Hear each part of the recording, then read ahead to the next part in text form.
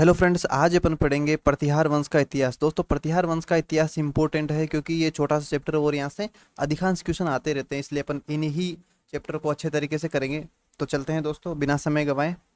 Next दोस्तों, सबसे पहले जो प्रतिहार वंश में पूछी जाती है वो पूछी जाती है इनकी उपाधियां दोस्तों। तो सबसे पहले अपन उपाधियों को अच्छे तरीके से करेंगे, जैसे मैं बता देता हूँ आपको क्या क्या पढ़ेंगे इसमें। प्रतिहार वंश की देखो ये उपाधियां वगैरह पढ़ेंगे, उसके बाद में क्वेश्चन है जो क्वेश्चन करेंगे जो भी इंपॉर्टेंट है, तो मतलब इनको करने के बाद में इससे बाहर जाएगा नहीं। ठीक है दोस्तों, तो चलते हैं। प्रतिहार शासकों की उपाधियां दोस्तों, नागभट्ट प्रथम। नागभट्ट प्रथम की उपाधि है दोस्तों नागावलोक, मलेच्छ नाशक, इंद्र के घमंड का नाशक। दोस्तों अच्छे तरीके से याद करना है आपको क्योंकि क्वेश्चन यहीं से आता है। नागावलोक, मलेच्छ नाशक, इंद्र के घमंड का नाशक। ठीक है, नागावलोक, मलेच्छ नाशक, इंद्र के घमंड का नाशक, नागभट्ट प्रथम का। फिर देखते हैं नागभट्ट द्वितीय। नागभट्ट द्वितीय की दोस्तों परम भट्टारक, महाराजाधिराज और कर्ण। इसको कर्ण भी कहा गया है दोस्तों नागभट्ट द्वितीय को। तो इनकी उपाधि परम भट्टारक, महाराजाधिराज और कर्ण। ठीक है, नेक्स्ट चलते हैं। वत्सराज। वत्सराज को कहा गया है दोस्तों रणहस्तिन और जयवराह कहा गया है दोस्तों। इनको क्या रणहस्तिन और जयवराह कहा गया है, ये इनकी उपाधि है दोस्तों। नेक्स्ट चलते हैं। मिहिरभोज। दोस्तों मिहिरभोज इंपॉर्टेंट शासक है प्रतिहारों में, सबसे ज्यादा क्वेश्चन यहीं से आते हैं मिहिरभोज से ही। मिहिरभोज या भोज प्रथम के नाम से जाना जाता है दोस्तों, और इसे प्रतिहारों का पितृहंता भी कहा जाता है। पर प्रतिहारों का पितृहंता किसे कहा जाता है? मिहिरभोज को कहा जाता है। मिहिरभोज या भोज प्रथम दोनों एक ही है। इसकी उपाधि है आदिवराह, ये ग्वालियर अभिलेख में मिलती है। इसकी उपाधि क्या है? आदिवराई। ये कौन से अभिलेख में? ग्वालियर अभिलेख में। इसकी उपाधि है प्रभास पाटन, ये कहाँ मिलती है? दौलतपुर अभिलेख में। प्रभास पाटन कहाँ मिलती है? दौलतपुर अभिलेख में। आदिवराह ग्वालियर अभिलेख में। और प्रतिहारों का पितृहंता कहा गया है। इसकी उपाधि प्रभास भी है। ठीक है, इसके अलावा इसके जो सिक्के हैं ना उस पे इसकी उपाधि मिलती है सार्वभौम, माल चक्रवर्ती, श्रीमद आदिवराह। सार्वभौम, माल चक्रवर्ती, श्रीमद आदिवराह, ये सिक्कों पर मिलती है दोस्तों। इसके अलावा इसको जो बेग्रमा अभिलेख है उसके अंदर कहा गया है संपूर्ण पृथ्वी को जीतने वाला। बेग्रमा अभिलेख में क्या कहा गया है दोस्तों? संपूर्ण पृथ्वी को जीतने वाला कहा गया है। और जो अरब यात्री सुलेमान था वो मिहिरभोज के शासनकाल में आया था और इसने मिहिरभोज को इस्लाम का शत्रु कहा है। तो दोस्तों मिहिरभोज से रिलेटेड जितनी भी उपाधियां हैं ओपन ने करी है। एक तो इसको प्रतिहारों का पितृहंता कहा जाता है, आदिवराह इसकी उपाधि है, प्रभास पाटन इसकी उपाधि है, सार्वभौम, माल चक्रवर्ती, श्रीमद आदिवराह सिक्कों पर नाम है इसका। संपूर्ण पृथ्वी को जीतने वाला कहाँ कहा गया है? ये बेग्रमा अभिलेख में कहा गया है। और इस्लाम का शत्रु किसने कहा? अरबी यात्री सुलेमान ने। नेक्स्ट चलते हैं। प्रतिहार शासकों की उपाधियों में महेंद्रपाल प्रथम की उपाधियां। दोस्तों महेंद्रपाल प्रथम भी इंपॉर्टेंट है दोस्तों, यहाँ से क्वेश्चन पूछ जाते हैं। और जिसमें से रघुकुल चूड़ामणि और रघुग्रामणि, रघुकुल तिलक, ये बहुत इंपॉर्टेंट है दोस्तों। ये रघुकुल चूड़ामणि भी इसकी उपाधि है महेंद्रपाल प्रथम की। रघुग्रामणि इसको बाल भारत में कहा, किसने कहा? राजशेखर ने। दोस्तों राजशेखर इनका दरबारी कविता, इन्होंने बाल भारत में क्या कहा? रघुग्रामणि। और विद्वसाल भंजी का जो ग्रंथ है उसके अंदर रघुकुल तिलक कहा है। तो ये आपको अच्छे तरीके से याद करना है। रघुकुल चूड़ामणि, रघुग्रामणि, रघुकुल चूड़ामणि, रघुग्रामणि और रघुकुल तिलक विद्वसाल भंजिका में किसने कहा? राजशेखर ने। इसके अलावा इसकी तीन उपाधियां और है, महेंद्र युद्ध, निर्भय नरेश, महिषपाल। महेंद्र युद्ध, निर्भय नरेश और महिषपाल। नेक्स्ट चलते हैं महीपाल प्रथम की। दोस्तों महीपाल प्रथम और महेंद्रपाल प्रथम दोनों अलग अलग है। महीपाल की उपाधियां हैं विनायकपाल, हैरप्पाल। विनायकपाल, हैरप्पाल अच्छे तरीके से मेरे साथ याद करेंगे। विनायकपाल, हैरप्पाल, विनायकपाल, हैरप्पाल किसकी? महीपाल की।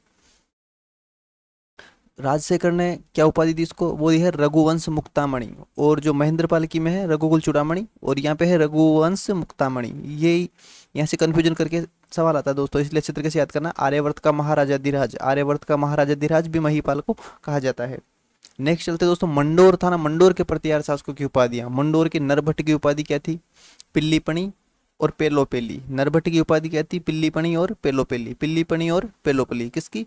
नरभट्ट की। उसके अलावा जो नागभट्ट प्रथम था उसको नाहड़ के नाम से जाना जाता है। नागभट्ट प्रथम मंडोर का जो नागभट्ट प्रथम है उसको नाहड़ के नाम से जाना जाता है। नेक्स्ट चलते हैं दोस्तों, मंडोर के प्रतिहारों का संस्थापक हरिश्चंद्र। दोस्तों मैं यहाँ पे वही चीज़ें बता रहा हूँ जो बार बार क्वेश्चन परीक्षाओं में आता है और जो आपके लिए बहुत महत्वपूर्ण है, इसलिए दोस्तों वीडियो को स्किप नहीं करें, पूरा वीडियो देखें, आपको परीक्षा में जरूर फायदा होगा दोस्तों। इंपॉर्टेंट क्वेश्चन है सारे। मंडोर के प्रतिहार ओ का संस्थापक कौन था? हरिश्चंद्र। और वास्तविक संस्थापक कौन था? नागभट्ट प्रथम। वास्तविक संस्थापक पूछे तो नागभट्ट प्रथम करना है। जालोर के प्रतिहार वंश की स्थापना किसने करी थी? वत्सराज ने। जालोर के प्रतिहार वंश की स्थापना किसने करी थी? वत्सराज ने। तो दोस्तों अगर अभी तक आपने हमारे चैनल को सब्सक्राइब नहीं किया तो चैनल को सब्सक्राइब करें, वीडियो को लाइक करें, शेयर करें। दोस्तों आपका एक सब्सक्राइब हमारे लिए बहुत महत्वपूर्ण है, और हमसे जुड़े रहने के लिए और हमारे जो भी नए वीडियो है उसका नोटिफिकेशन आपको वीडियो आते ही मिल जाए, इसके लिए चैनल को सब्सक्राइब करें और साथ ही हमारे साथ जुड़े रहे। चलते नेक्स्ट। नागभट्ट द्वितीय का सामंत कौन था दोस्तों? गुहक प्रथम। नागभट्ट द्वितीय का सामंत कौन था? गुहक प्रथम। और गुहक प्रथम का सामंत कौन था? हट्टड। गुहक प्रथम का सामंत कौन था? हट्टड। और हट्टड के ऊपर से दोस्तों हट्टड ने जीर्ण माता के मंदिर का निर्माण करवाया था। हट्टड ने क्या करवाया था? जीर्ण माता के मंदिर का निर्माण करवाया था। तो नागभट्ट द्वितीय का सामंत गुहक प्रथम, गुहक प्रथम का सामंत हट्टड, और हट्टड ने जीर्ण माता का मंदिर का निर्माण करवाया। नेक्स्ट चलते हैं। अब दोस्तों अपने क्वेश्चन शुरू हो गए। जो इंपॉर्टेंट क्वेश्चन बन सकते थे वो मैंने बना लिए हैं यहाँ पे, है ना। तो इन क्वेश्चनों को आप जरूर करके जाए, आप कहीं से भी पढ़ रहे हो लेकिन इन क्वेश्चनों को जरूर करना, ठीक है। तो गुर्जर जाति का सर्वप्रथम उल्लेख कहाँ मिलता है दोस्तों? तो चार ऑप्शन है, तो अब समय को वेस्ट नहीं करते हुए मैं शीघ्र बताता चलता हूँ आपको, और आप अच्छी तरीके से याद करते चलेंगे। गुर्जर जाति का सर्वप्रथम उल्लेख कहाँ मिलता है दोस्तों? एहोल अभिलेख में। कहाँ मिलता है दोस्तों? एहोल अभिलेख में। और ये एहोल अभिलेख है, ये पुलकेशिन द्वितीय के समय का अभिलेख है दोस्तों। कब का है? ये पुलकेशिन द्वितीय के समय का अभिलेख है। नेक्स्ट दोस्तों, जो पृथ्वीराज रासो है ना, पृथ्वीराज रासो, उसमें क्या जानकारी मिलती है? उसमें जानकारी मिलती है कि प्रतिहारों की जो उत्पत्ति हुई है ना, वो वशिष्ठ मुनि के अग्निकुंड से हुई है। प्रतिहारों की उत्पत्ति किससे हुई है? वशिष्ठ मुनि के अग्निकुंड से। और ये जानकारी कहाँ मिलती है? पृथ्वीराज रासो के अनुसार। नेक्स्ट चलते हैं दोस्तों। क्वेश्चन नंबर 2 है, घटियाला अभिलेख विशेषतः किससे संबंधित है दोस्तों? घटियाला अभिलेख विशेषतः किससे संबंधित? बहुत इंपॉर्टेंट क्वेश्चन है दोस्तों, आपको बहुत सारे एग्जाम में ऐसे कैसे क्वेश्चन देखने को मिलेगा। तो इसका आंसर है दोस्तों ककूक से संबंधित है। किससे? ककूक से। दोस्तों कक्का ना कक, उसके दो पुत्र थे ककूक और बाउक, ठीक है। तो घटियाला अभिलेख किससे संबंधित है दोस्तों? ककूक से संबंधित है। उसके अलावा नेक्स्ट चलते हैं क्वेश्चन नंबर 3, प्रतिहारों का समय माना जाता है दोस्तों। तो प्रतिहारों का समय जो ऑप्शन दिए गए उसमें से प्रतिहारों का समय कौन सा था? तो दोस्तों 8वीं से 9वीं 10वीं सदी तक, 8वीं से 9वीं 10वीं सदी तक का जो समय है वो प्रतिहारों का समय माना जाता है। इंपॉर्टेंट क्वेश्चन है दोस्तों। और अभी तक आपने हमारे चैनल को सब्सक्राइब नहीं किया है तो दोस्तों चैनल को सब्सक्राइब जरूर करें, क्योंकि सब्सक्राइब करने के पैसे नहीं लगते हैं, ठीक है दोस्तों। इससे हमें मोटिवेशन मिलता है।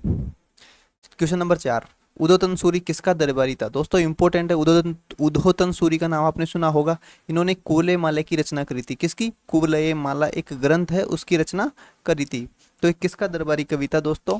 ये था दोस्तों वत्सराज का। वत्सराज का दरबारी कौन था? उदोतन सूरी। उदोतन सूरी। और इसने कुवलयमाला ग्रंथ की रचना करी थी। उदयन सूरी ने किसकी करी थी? कुवलयमाला ग्रंथ की। नेक्स्ट चलते हैं क्वेश्चन नंबर 5 की तरफ। नागभट्ट द्वितीय की विजयों का उल्लेख मिलता है दौलतपुर अभिलेख, बुचकला अभिलेख, ग्वालियर प्रशस्ति और प्रभावक चरित्र ग्रंथ जो चंद्रप्रभा सूरी ने मिला है। तो दोस्तों इसमें से कौन सा अभिलेख है जिसमें नागपुर द्वितीय की विजयों का उल्लेख मिलता है? तो यह है ग्वालियर प्रशस्ति। दोस्तों ग्वालियर प्रशस्ति के अंदर नागभट्ट द्वितीय की विजयों का उल्लेख मिलता है।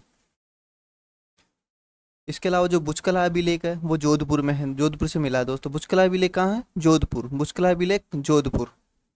नेक्स्ट, जो प्रभावक चरित्र ग्रंथ है ना, चंद्रप्रभु सूरी ने लिखा था। प्रभावक चरित्र ग्रंथ किसने लिखा था? चंद्रप्रभा सूरी ने लिखा था। इसके अनुसार जो नागभट्ट है ना, इसने गंगा नदी में जल समाधि ले ली थी। क्या जानकारी मिलती है प्रभावक चरित्र से? चंद्रप्रभा सूरी ने, इसके अनुसार चंद्रप्रभा सूरी के अनुसार नागभट्ट ने गंगा नदी में जल समाधि ले ली थी। ठीक है, चलते हैं नेक्स्ट क्वेश्चन नंबर 6 की तरफ चलते हैं दोस्तों। प्रतिहारों का पितरंता कहा जाता है। मैंने स्टार्टिंग में बताया था आपको, उपाधियां बताई थी, उसके अलावा मैंने क्वेश्चन में भी लिया है क्योंकि ये क्वेश्चन पूछा जाता है। तो दोस्तों इसका आंसर क्या, अगर आपने ध्यान से वीडियो देखा होगा तो इसका आंसर दे देंगे, कमेंट भी कर देना फटाक से, बाकी फिर मैं बताने वाला हूँ। और दोस्तों वीडियो को स्किप नहीं करें क्योंकि सारे क्वेश्चन इंपॉर्टेंट है, एंड तक बने रहिए।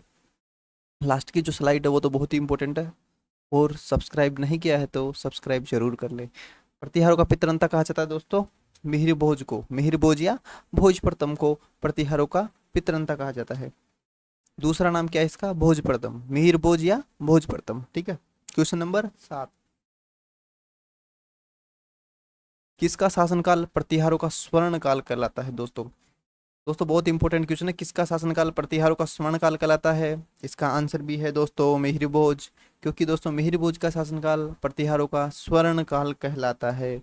नेक्स्ट है दोस्तों क्वेश्चन नंबर 8, मिहिर भोज से संबंध सत्य नहीं है, क्योंकि दोस्तों इसमें मिहिर भोज ज़्यादा इंपॉर्टेंट है, इसलिए वहाँ से ज़्यादा क्वेश्चन आते हैं, तो इसलिए मैंने मिहिर भोज से संबंधित जो जानकारी है वो ज़्यादा ली है यहाँ पे। तो ऑप्शन ए है दोस्तों, इसमें असत्य छांटना है, क्योंकि जो सब सत्य नहीं है यानी कि असत्य छांटना है अपन को।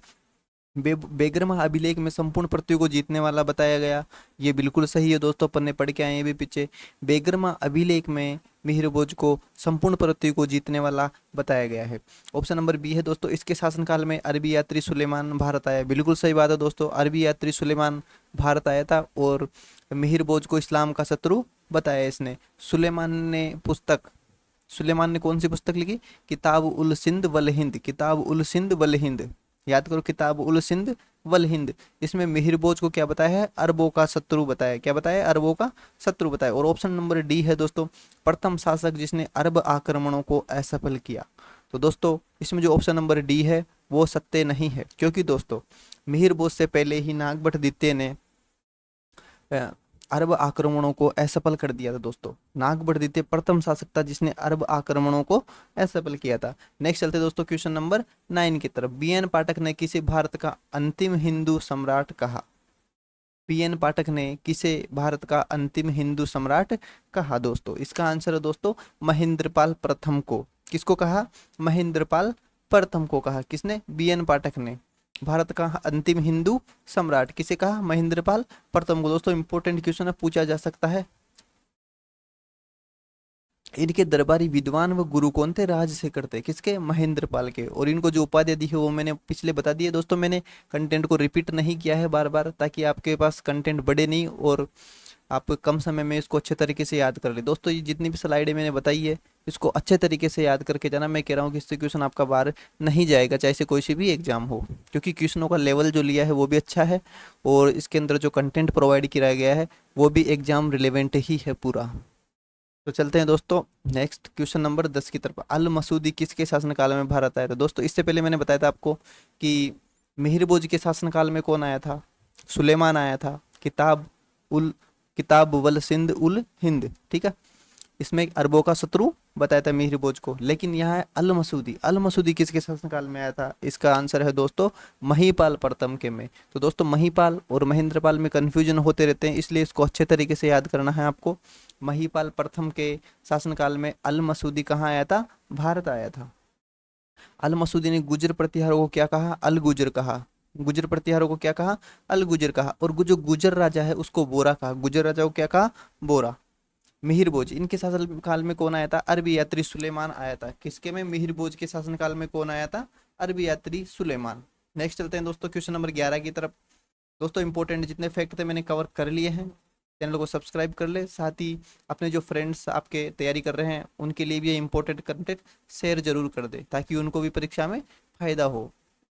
क्वेश्चन नंबर 11 है दोस्तों, महिपाल प्रथम के बारे में असत्य है। ऑप्शन नंबर ए है राजशेखर ने रघुवंश मुक्तामणि और आर्यावर्त का महाराजा धीराज की उपाधि दी। बिल्कुल सही है दोस्तों, राजशेखर ने रघुवंश मुक्तामणि एवं आर्यावर्त का महाराजा धीराज की उपाधि दी थी। इसके अलावा महेंद्रपाल प्रथम की उपाधि भी आपको याद होनी चाहिए, ठीक है। ऑप्शन नंबर बी है दसपुर गांव मध्य प्रदेश दान में दिया। ऑप्शन सी है कवि पंप के अनुसार ग्रंथ पंप भारत के अनुसार, कवि पंप के ग्रंथ पंप भारत के अनुसार राष्ट्रकूट शासक इंद्र तृतीय ने महिपाल प्रथम को हराया। ये भी बिल्कुल सही बात है दोस्तों। कवि पंप के ग्रंथ पंप भारत के अनुसार राष्ट्रकूट शासक इंद्र तृतीय ने महिपाल प्रथम को हराया। तो महिपाल प्रथम को किसने हराया? राष्ट्रकूट शासक इंद्र तृतीय ने। और इनके समय अल मसूदी भारत आया, महिपाल के समय अल मसूदी भारत आया। ये भी बिल्कुल सही है। तो इसका आंसर है दोस्तों असत्य कौन सा है? ऑप्शन नंबर बी असत्य है दोस्तों। ऑप्शन नंबर बी असत्य है, क्योंकि दसपुर गांव किसने दिया था? दसपुर गांव दिया था महेंद्रपाल द्वितीय ने दिया था। किसने दिया था? महेंद्रपाल द्वितीय ने इसको दान में दिया था। दोस्तों क्वेश्चन नंबर 12, राजशेखर के बारे में असत्य है। दोस्तों राजशेखर है जो महेंद्रपाल प्रथम का दरबारी एवं उसका गुरु था, उसके साथ ही इसने महिपाल प्रथम के भी दरबार में रहा, उसके रिलेटेड भी ग्रंथ इसने लिखे हैं। तो इससे संबंधित जानकारी देख लेते हैं, ये भी इंपॉर्टेंट है दोस्तों प्रतिहारों के इतिहास में। महेंद्रपाल प्रथम को रघु ग्रामणी एवं रघुकुल तिलक क्या क्या? रघु ग्रामणी एम रघुकुल तिलक की उपाधि दी, ये बिल्कुल सही बात है दोस्तों, ऑप्शन नंबर ए बिल्कुल सही है। ऑप्शन नंबर बी, महिपाल प्रथम को रघुवंश मुक्तामणि, महिपाल प्रथम को रघुवंश मुक्तामणि और आर्यावर्त का महाराजा धीराज की उपाधि दी, ये बिल्कुल सही है दोस्तों। ऑप्शन नंबर सी, बाल बाल भारत बाल रामायण, बाल भारत बाल रामायण, बाल भारत बाल रामायण। उसके अलावा विद्वसाल भंजिका कर्पूर मंजरी, विद्वसाल भंजिका कर्पूर मंजरी, ये भी इन्होंने लिखी है। काव्य मीमांसा भुवन कोश, तो इनको ऐसे जोड़े में याद करना है आपको, बाल भारत बाल रामायण, विद्वसाल भंजिका कर्पूर मंजरी, काव्य मीमांसा भुवन कोश, बाल भारत बाल रामायण, विद्वसाल भंजिका कर्पूर मंजरी, काव्य मीमांसा भुवन कोश। दोस्तों इस कंपटीशन के युग में अगर आप वास्तव में सफलता चाहते हैं तो ट्रिक के चक्कर में ना पड़े, इनको अच्छे तरीके से याद करें, क्योंकि एक बार आपने अच्छे तरीके से याद कर लिया तो फिर नहीं भूलेंगे, लेकिन ट्रिक वाली चीज़ें आप भूल सकते हैं, और परीक्षा में ट्रिक याद करने में भी समय लगता है, फिर आपकी मर्जी है। हालांकि मैं ट्रिक वगैरह पे ज़्यादा विश्वास नहीं करता हूँ। तो इसका आंसर क्या होने वाला दोस्तों? राजशेखर के बारे में असत्य है दोस्तों। लास्ट में है इनकी उपाधि विनायक पाल थी, ये गलत है, यहाँ पे उपाधि नहीं लिखी है, इनकी उपाधि विनायक पाल थी, ये राजशेखर के बारे में गलत है दोस्तों। विनायक पाल और हेरब पाल मैंने आपको बताया था किसकी उपाधि थी, महिपाल प्रथम की उपाधि थी, ठीक है, महिपाल प्रथम की उपाधि थी विनायक पाल। तो ये ऑप्शन नंबर डी है जो राजशेखर के बारे में असत्य है। क्वेश्चन नंबर है दोस्तों 13। दोस्तों सारे क्वेश्चन बहुत इंपॉर्टेंट है, और मैंने अनावश्यक कंटेंट को भरा नहीं है इसके अंदर, मैंने वही कंटेंट डाला है जो परीक्षा में बार बार पूछा जाता है, और परीक्षा में पूछने वाली कोई चीज़ बाहर छूटी भी नहीं है, इसलिए आपको इनको बहुत अच्छे तरीके से करके जाना है। एक तरह से ऐसे मान के चलिए दूध के ऊपर जो क्रीम आती है ना, उस टाइप की आपकी तैयारी के लिए काम करेंगे ये। बहुत इंपॉर्टेंट क्वेश्चन दोस्तों।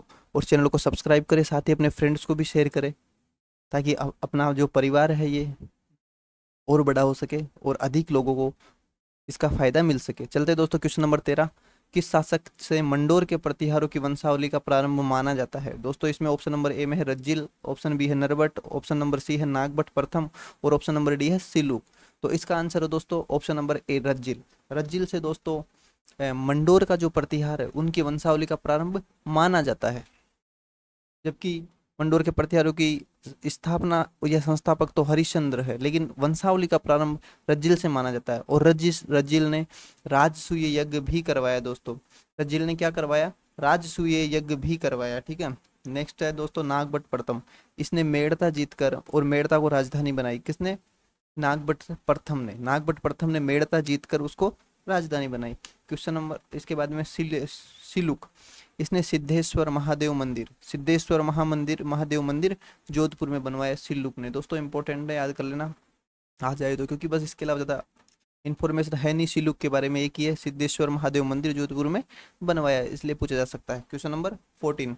कौन सा शासक नागभट्ट द्वितीय का सामंत था? दोस्तों बहुत इंपॉर्टेंट है, कौन सा शासक नागभट्ट द्वितीय का सामंत था? इसका आंसर दोस्तों कक। जो कक है, कक यानी कि बाउक और ककूक का पिता, बाउक और ककूक का पिता कक, वो नागभट्ट द्वितीय का सामंत था।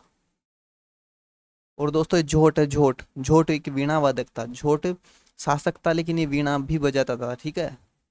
झोट जो प्रतिहार शासक था जो वीणा वादन करता था, ठीक है दोस्तों। इसके अलावा जो कक्का ना, बाउक एवं ककूक इसके पुत्र है, किसके? कक के। कौन कौन? कक के एवं बाउक इसके पुत्र है।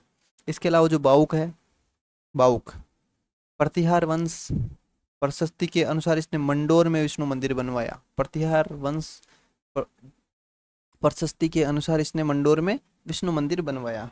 इसके अलावा जो ककूक है, राजस्थान में सर्वप्रथम सती प्रथा का उल्लेख इसके समय के गठियाला अभिलेख से मिलता है। जो ककूक के समय का अभिलेख था, कौन सा? गठियाला अभिलेख। ककूक के समय का जो गठियाला अभिलेख था उससे राजस्थान में सर्वप्रथम सती प्रथा का उल्लेख मिलता है। तो दोस्तों मैंने यहाँ 14 क्वेश्चन के साथ जो इम्पोर्टेंट सारा क्वेश्चन बन सकते थे वो मैंने आपको करवा दिए हैं दोस्तों। इससे क्वेश्चन बाहर नहीं जाएगा, आप विश्वास करके इनको अच्छे तरीके से याद कर लीजिए। ये पूरे याद हो जाए उसके बाद आप कुछ भी पढ़ते रहना, जो भी आपका मन करे और भी पढ़ लेना, लेकिन इनको जरूर करके जाना। ये परीक्षाओं में आपकी सफलता के लिए रामबाण सिद्ध होंगे ये सारे क्वेश्चन। और ये चैनल डेडिकेटेड है दोस्तों उन स्टूडेंट्स के लिए जिनके पास समय कम है या उनको तैयारी करते बहुत दिन हो गए हैं, और मतलब कम समय में एक अच्छी तैयारी करके सिलेक्शन पाना चाहते हैं, उनके लिए बहुत इंपॉर्टेंट है दोस्तों। इसलिए हमारे चैनल को सब्सक्राइब करें और धीरे धीरे इसकी कम्युनिटी को बढ़ाए, इसके ऊपर मतलब परीक्षा उपयोगी कंटेंट रेगुलर आता रहेगा दोस्तों। जय हिंद। इसके साथ नेक्स्ट चलते थोड़ा सा और। सती प्रथा का सर्वप्रथम प्रमाण दोस्तों, सती प्रथा का जो सर्वप्रथम प्रमाण है वो भारत में सर्वप्रथम सती प्रथा का उल्लेख किसमें मिलता है? एरण अभिलेख में मिलता है। भारत के संदर्भ में बात कर रहे हैं, सती प्रथा का सर्वप्रथम उल्लेख कहाँ मिलता है? एरण अभिलेख में। भानुगुप्त के समय, भानुगुप्त के समय जो हुणों ने आक्रमण किया था, इसमें जो भानुगुप्त का सामंत था, ठीक है, एरण अभिलेख में जानकारी सर्वप्रथम भारत में सती प्रथा की मिलती है। और ये जो सती हुई थी वो कौन थी? भानुगुप्त के समय हुणों ने आक्रमण किया था, और भानुगुप्त का जो सामंत था गोपराज, उसकी मृत्यु पर उसकी पत्नी सीता सती हुई थी। हालांकि ज्यादा डिटेल रखनी नहीं है, लेकिन फिर भी दोस्तों पूछा जा सकता है, क्योंकि अब ट्रेंड चेंज हो रहा है, इसलिए बदलते हुए ट्रेंड में अपन पहले से ही तैयार हो जाएं। तो उसके लिए ये सारे क्वेश्चन मैंने यहाँ पे प्रोवाइड करा दिए हैं। और राजस्थान के संदर्भ में सर्वप्रथम सती प्रथा का उल्लेख कहाँ मिलता है? घटियाला अभिलेख में। भारत में एरण अभिलेख, राजस्थान में घटियाला अभिलेख, यही चीज पूछी जाती है। भारत में सती प्रथा का उल्लेख एरण अभिलेख, राजस्थान में घटियाला अभिलेख। और घटियाला अभिलेख में राणुका की मृत्यु पर उसकी पत्नी संपल देवी, राणुका की मृत्यु पर उसकी पत्नी संपल देवी। और भारत में भानुगुप्त के सामंत गोपराज की मृत्यु पर उसकी पत्नी सीता सती हुई थी। तो दोस्तों यहाँ अपने प्रतिहार वंश का इतिहास से संबंधित जितने क्वेश्चन बन सकते थे वो अपन ने पूरे कर लिए। अभी तक आपने हमारे चैनल को सब्सक्राइब नहीं किया तो चैनल को सब्सक्राइब करें, वीडियो को लाइक एवं शेयर करें, और अपने उन मित्रों तक भी पहुंचाए जो तैयारी कर रहे हैं। ठीक है दोस्तों, मिलते हैं नेक्स्ट अगले वीडियो में। डेली वीडियो आता रहेगा दोस्तों शाम को 5 या 7 बजे।